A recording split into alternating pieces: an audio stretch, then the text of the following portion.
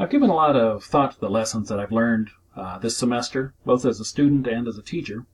I know it's going to be difficult to sort of boil that experience down to 6 minutes and 40 seconds and some images, but I'll do my best.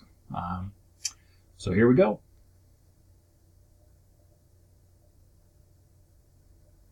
I was frustrated by the first part of this semester. Everything seemed to be coming at me once, and I did feel overwhelmed by it. But my circumstances have changed, and I've had time to absorb that learning and to reflect on my experience working with students in the classroom. And I think I've learned quite a bit from the entire experience.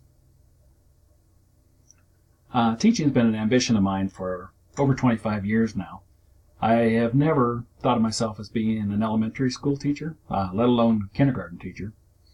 Rewarding as this experience has been, I have felt like a fish out of water working with 5- and 6-year-old students at many times. Including the introductory lesson in the exhibition class, I think Erin and I wrote 10 or 11 lesson plans between us. It gave us a chance to learn from our mistakes and successes and to apply that knowledge to our lessons and to our teaching the following week. I think this pattern of reflection and correction was a valuable experience. Teaching kindergarten came with a steep learning curve for me. It took me a while to come to grips with the way these artists think and create. Sharp contrast to the way that I create art and the way that I typically teach.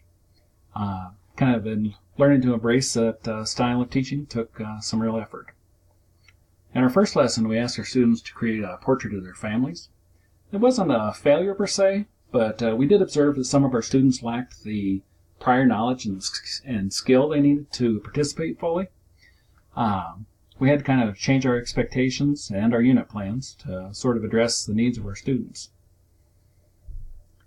So rather than create lessons in which our students would develop ideas to create art, we had to create lessons in which our students experimented and played with the materials and created art in the process.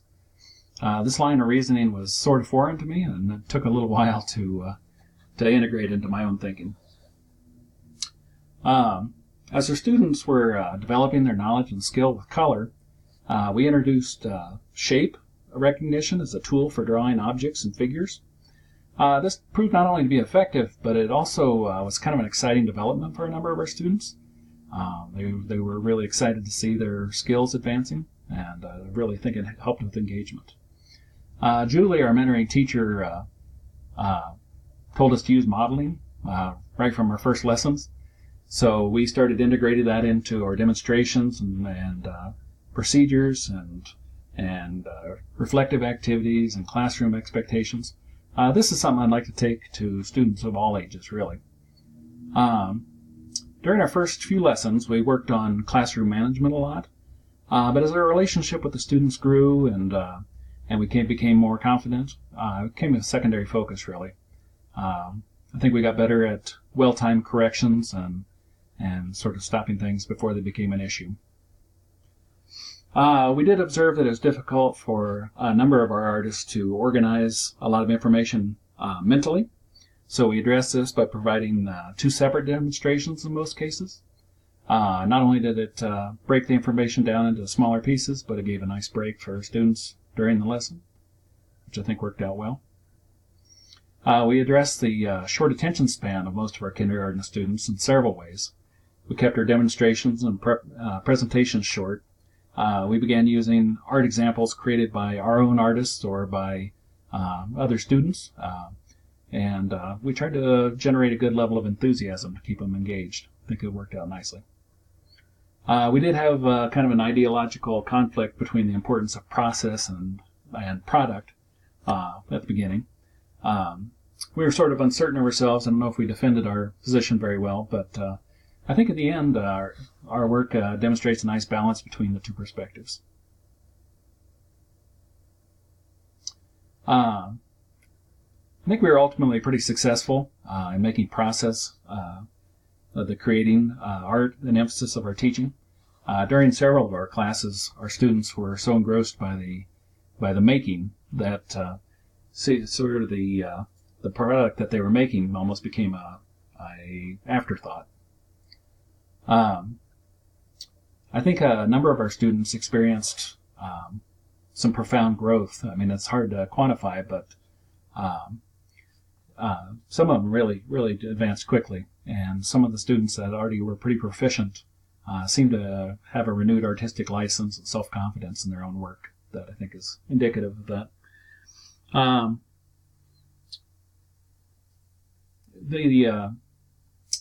Our emphasis was on process, but there was a sharp increase in the quality of a lot of students' work on representative figures.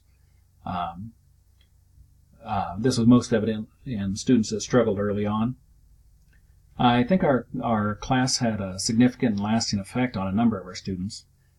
This became evident in the way they spoke about their work and the way they approached new challenges. I have to admit it's kind of discouraging to leave them at this point. I wish I could go ahead and build on that. Sounds silly to talk about instilling kindergarten students with 21st century skills and preparing them for graduation and employment. Regardless, I think we saw growth in critical thinking and analysis, visual and verbal communication, problem solving, and I do think this was a direct response to our teaching. I do think our work at Polaris with kindergarten students has been successful. I feel confident that we've facilitated learning that'll help them academically and personally.